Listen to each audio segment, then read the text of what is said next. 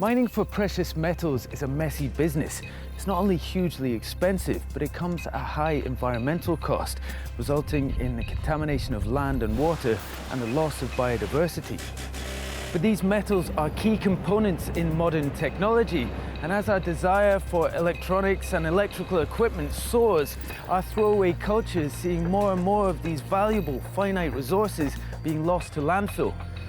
I'm Russell Beard, and I've come to Flanders in Belgium to meet a network of recycling organisations dedicated to recovering these precious metals before they're wasted in a process known as urban mining.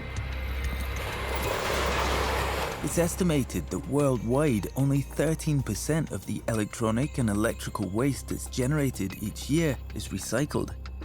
Recoupel is an organisation that arranges this network of recyclers as part of a nationwide scheme.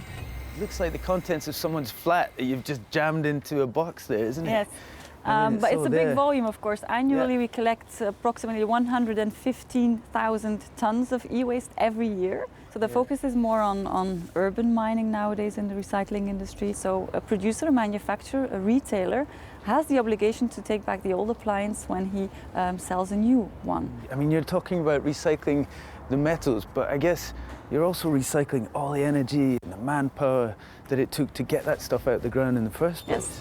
So it's a lot more cost efficient to actually go and focus on urban mining than the actual mining itself. This is kind of like a modern day ore, isn't it? Yes. The waste from these collection points is delivered to specialist transfer stations for the initial sorting and depolluting.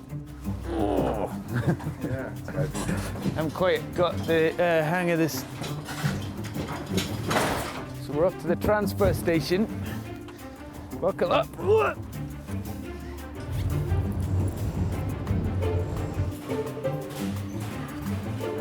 Now this is another stage in the recycling story. We're looking for Vanessa. Got to put these on because this is where they're going to start discombobulating it all.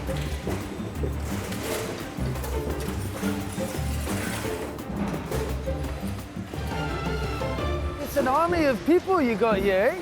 Yes, per person you see here, they handle about 3 boxes a day. So Each person? Yes. Wow. And that's a lot of stuff that would have been hitting landfill.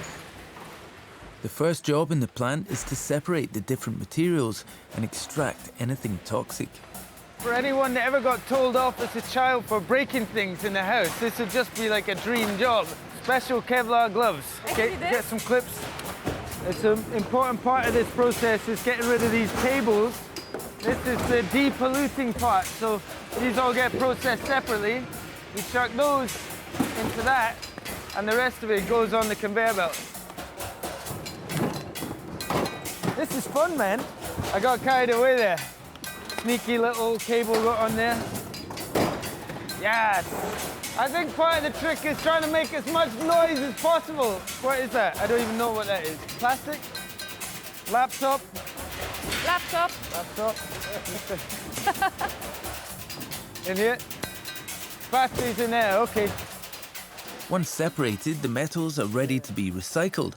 However, the circuit boards, which are found in the most common home electronics, are treated differently because they contain a number of precious metals, such as gold, silver and palladium. Removing these metals in an environmentally friendly way is a difficult yet potentially lucrative business. This is the motherload of motherboards, right here. Yes. So this is really the gold. This is the good stuff. This is the good stuff. Okay. This is where they get all the precious and rare metals off at Umicore. Every computer has one of these, doesn't it? But I bet lots of people don't know there is gold on the circuit boards as well. I know, so. even just gold itself is quite fascinating, isn't it? The circuit boards are taken to Umicore, the world's leading recycler of precious metals. Here, over 2,000 tons of circuit boards are processed every year, not only from Belgium, but from across the world. So what are we looking at here? Well, the precious metals have, in general, some unique properties in terms of conductivity and resistance to corrosion. Okay. And you can find here the different slots. You will also see here connectors and connector pins. Typically they're also gold clad. Yeah, it will be very, So that is very what you're thin after layer. right there. It will be a very thin layer. Besides the gold, we will also have copper that we can recover. We also will have silver and we will have palladium. If we would not be able to treat this material, it would end up somewhere. And somewhere can be a landfill. Somewhere can also be at an incineration plant. A key element of Umicore's work is not only recovering the metals, but doing so without releasing toxins into the environment. Well, we're here at the smelter. This is the first step of the smelting and refining process. What are we looking at, Terry?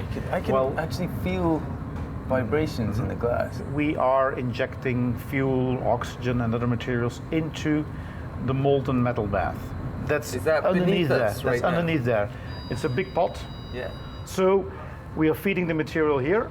The material being circuit boards. Circuit boards, mobile phones, car catalysts, industrial catalysts. When the material is smelted, two fractions are created, one copper-based and one lead-based. These two metals, which are added to the smelter, are known as collector metals, and due to their chemical characteristics, they attract certain elements. The copper attracts the precious metals such as gold and silver, and the lead attracts the other materials. One thing that I can guarantee you is that when we melt the material here, that all the confidential data will be destroyed. Yeah. Everything will be destroyed. Oh my God. These are our final products in terms of precious metals. You will find gold, you will find silver, and also palladium in electronic scrap. Of course, the most appealing one is the gold. Am I allowed to get my hands on it? Of course, feel free. Oh man! Holy smokes! That is incredible. That is amazing. It's a value of something like 400,000 euros. Are you joking? I'm not. 400,000 euros. Yep.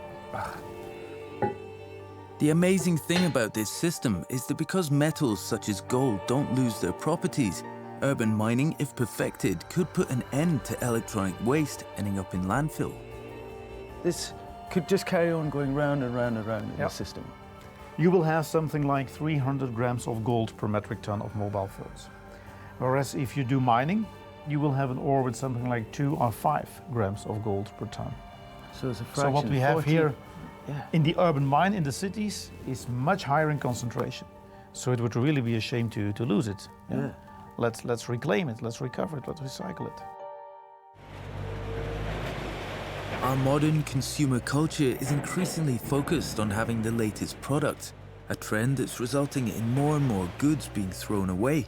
And the environmental cost of this, from mining the raw materials in the first place to filling up landfill, is huge. And yet these recycling organizations in Belgium are demonstrating just how viable it is to recycle rather than discard. If we look back within 100 years, and if we look back at this period in time, that we will be able to say it was just a small period in time that people just threw away stuff. Because now we are learning how to reuse them as raw materials. So I think we're on a positive flow.